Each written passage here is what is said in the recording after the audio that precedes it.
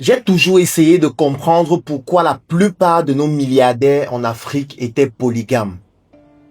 Vous l'avez certainement déjà remarqué, en Afrique, la plupart des milliardaires sont polygames.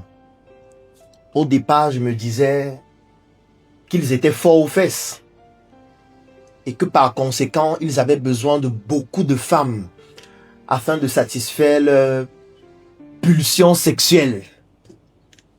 Mais en même temps, je me demandais si c'était compatible avec un travail aussi intense. Parce qu'on ne devient pas riche au hasard. Il y a toujours un travail de fond en arrière-plan. Et est-ce que c'était possible de rendre cela compatible avec plusieurs femmes avec qui il faut coucher plusieurs fois par semaine? Mais avec de nombreuses analyses que j'ai effectuées, je me suis rendu compte qu'il s'agit d'une stratégie. Je vais présenter cette stratégie dans cette vidéo. Bien sûr, je ne voudrais pas qu'elle soit trop longue, donc je vais uniquement présenter les éléments les plus importants.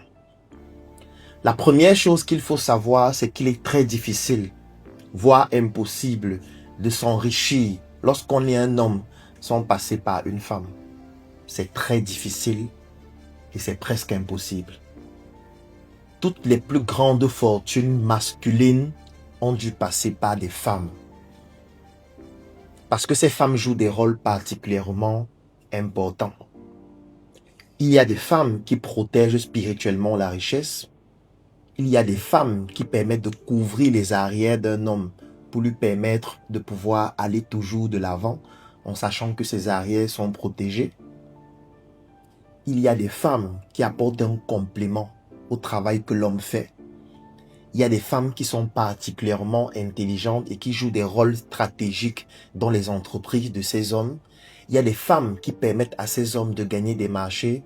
De toutes les manières, il existe toujours des femmes à des rôles stratégiques.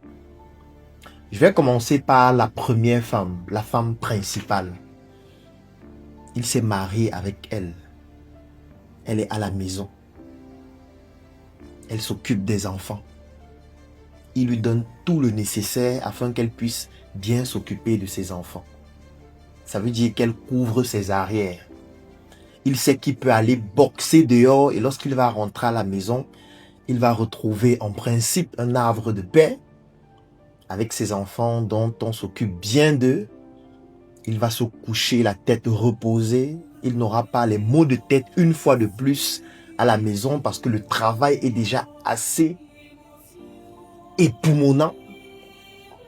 Et du coup, voilà donc une première femme qui est en train de jouer un rôle de couverture arrière.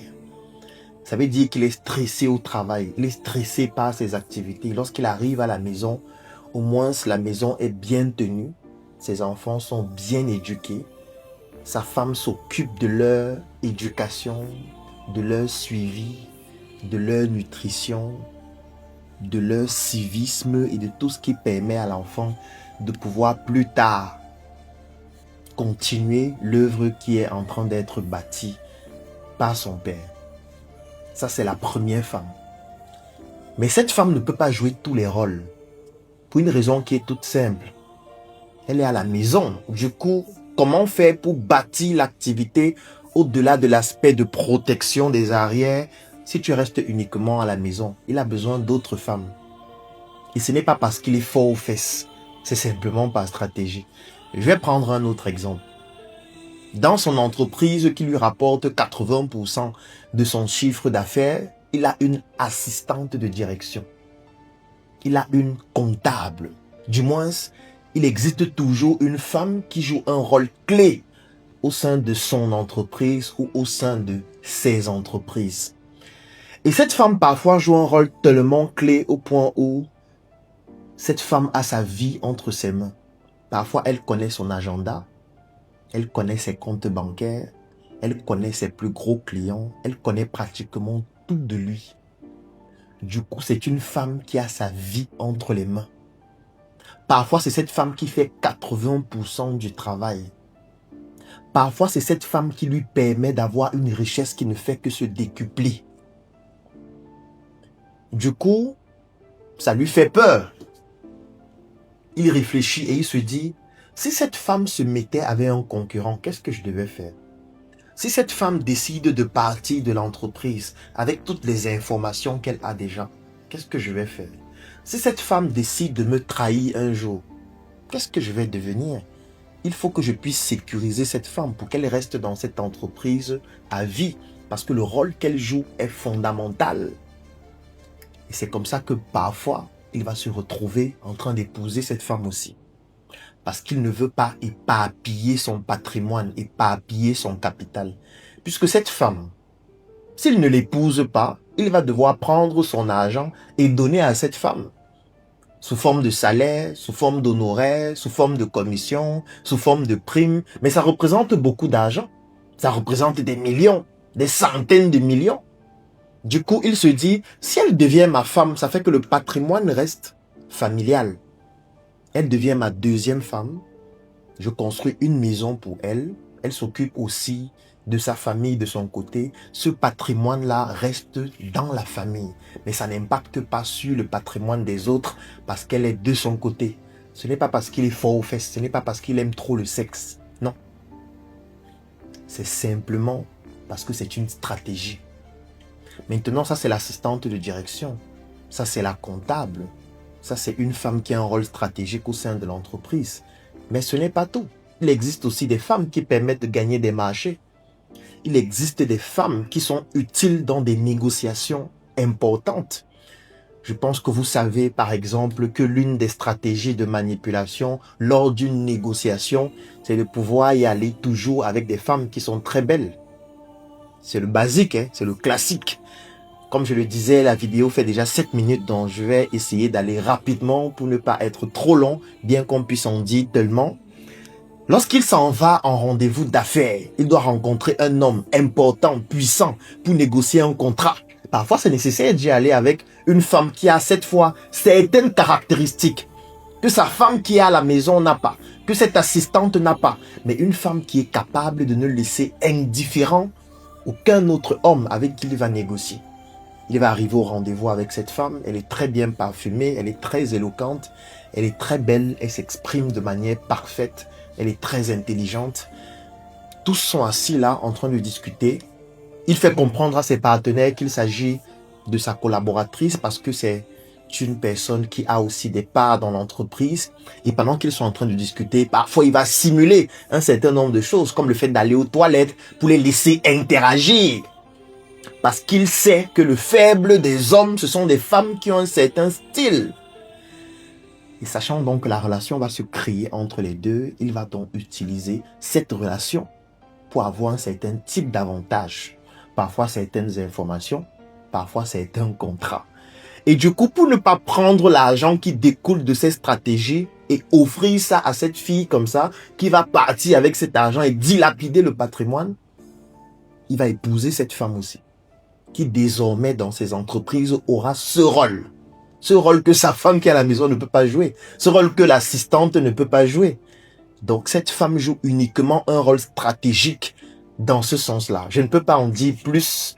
Ce serait trop délicat pour en parler dans une vidéo. C'était juste pour que vous puissiez comprendre que parfois, certains hommes d'affaires ont plusieurs femmes juste parce qu'ils estiment qu'ils ne voudraient pas dilapider leur patrimoine aux femmes qui ne sont pas dans le cadre purement familial. Parce que ces femmes jouent un rôle primordial pour pouvoir bâtir et pérenniser cette richesse. Aucun homme ne s'enrichit tout seul. Tous les hommes qui sont riches, tous les hommes qui ont pu bâtir une certaine richesse l'ont fait grâce à des femmes qui s'occupaient de leurs arrières, grâce à des femmes qui s'occupaient de leur entreprise, grâce à des femmes qui leur permettaient de gagner des marchés, grâce à des femmes qui protégeaient spirituellement leur richesse, grâce à des femmes qui mettaient des genoux au sol pour pouvoir bénir leur activité. Quand je parle de femmes, parfois il peut s'agir aussi de leur mère, il peut s'agir aussi de toutes ces autres femmes qui interviennent au sein de l'entreprise. Maintenant, étant donné que c'est délicat, étant donné que cela peut aussi te détruire si tu as une intelligence émotionnelle qui n'est pas suffisamment élevée, parce que tu peux te dire que ces femmes-là, tu vas commencer à les sauter n'importe comment et donc ton entreprise va être détruite. Il y a une façon de faire Et c'est la raison pour laquelle je te suggère de rejoindre notre communauté qui s'appelle Propulsion, au sein de laquelle nous avons des programmes exclusivement dédiés aux hommes et aux femmes. Je vais laisser un lien dans la description de cette vidéo, en commentaire et dans ma bio.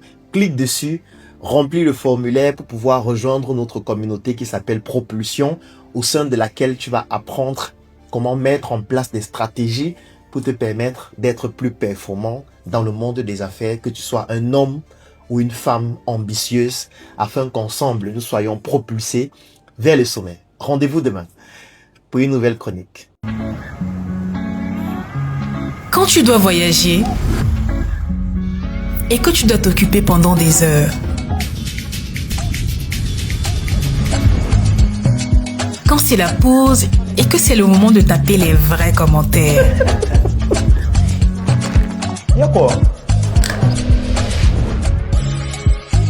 Quand tu as besoin d'être seul, juste toi et ton écran pour être toi-même. Joyeux anniversaire. Mais de vous, désolé.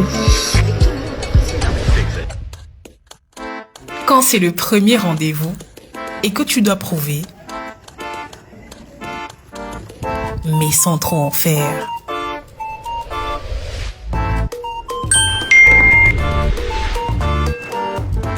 Quand le Congo, ça ne peut pas attendre et qu'il faut parler quand ça chauffe encore. Non, parce que je veux quand même quelqu'un qui est quand même assez cool quand même. Non. Je veux bien.